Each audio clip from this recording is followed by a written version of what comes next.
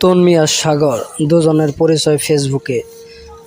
প্রথমে হালকা কমেন্ট, তারপর ইনবক্স, আর কিছুদিনের মধ্যে দুজনের রাত দিন শুধু মেসেঞ্জার আর কলে কেটে যেত।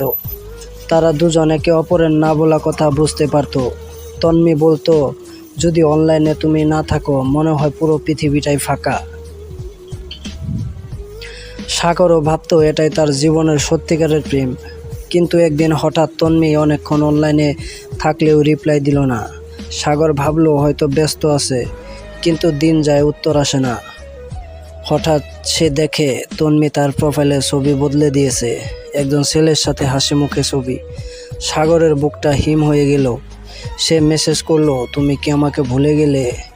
তন্মী শুধু লিখলো, সরি সাগর, তুমি আমার জন্য অনেক কিছু করছো, কিন্তু আমি কারোর সাথে কমিটেড হয়ে গেছি, তোমাকে বলার সাহস পাইনি।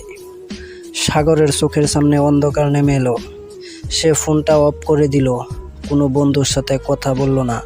সারা রাত শুধু মেসেজ লিস্টে পুরনো চ্যাটগুলো স্ক্রল করতে লাগলো।